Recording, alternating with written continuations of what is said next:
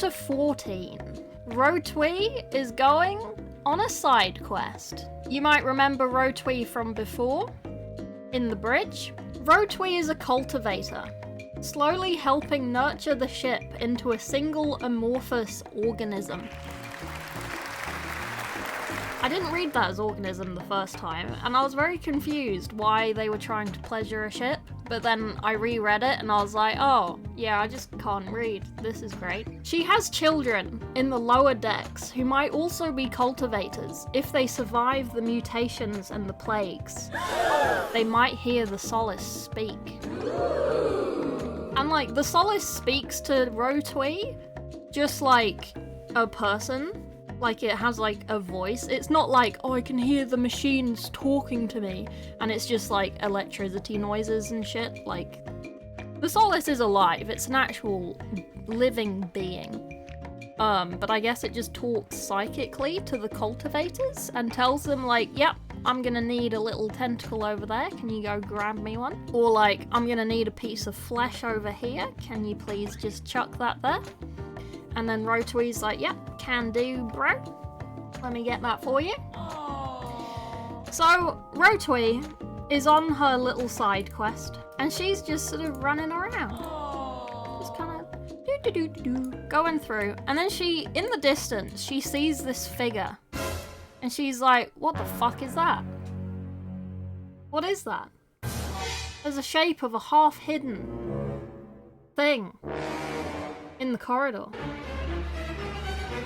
She thinks it might be an Unbroken, or maybe a Cardane, and she stops and thinks about what to do. And then the mist clears a little bit. It's Garstag! And he's like, he like does a little like. So Rotui is like, oh my god, that's Garstag, what's he doing here? And then Garstag is like, and just sort of runs away. And then Rotui just continues and goes down the corridor. Blah blah blah blah blah. Side quest to be continued. Ooh. Now we're back at the Solace. The outside of the Solace. The Solace has placed itself in front of the gun. The Nova Cannon. The Solace is between the target of the Nova Cannon and the ship that the Nova Cannon is on, in an attempt to provoke the tech priests into firing. But in all of his study and reflection, he knows many things. He can tell where the gun was manufactured by marks on the metal. He can tell everything about it because he's studied so much. And he thinks this is a Nova Cannon designed for extreme ranged fire. The gunners would not dare fire at this proximity. The destruction sphere is massive. If they fired, both ships would be sucked off into the Immaterium. And none of the other battle things would be affected. Which is why they want to fire it into the middle of where all the other ships are, because they want to suck them off into the Immaterium, which is what a Nova Cannon does.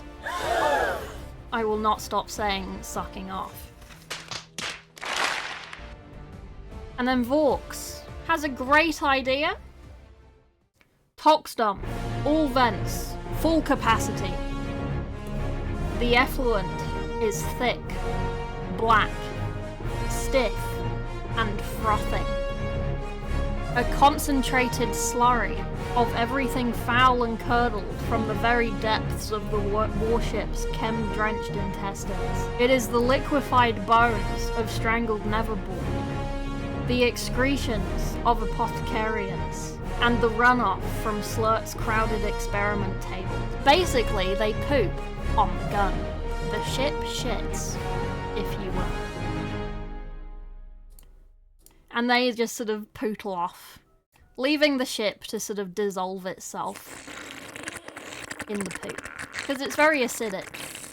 The Solace is just kind of leaving the poop cloud behind. And the Blood Angels arrive on their ship. And 1,000 Suns frigate is running around being silly. They've been hit a number of times, but they're still okay. They're still just sort of chilling. And then there's another ship.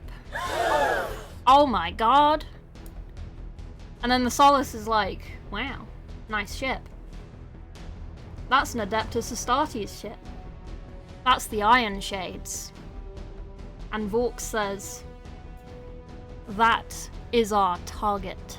And that's the end of chapter 14. Thank you. Like and subscribe.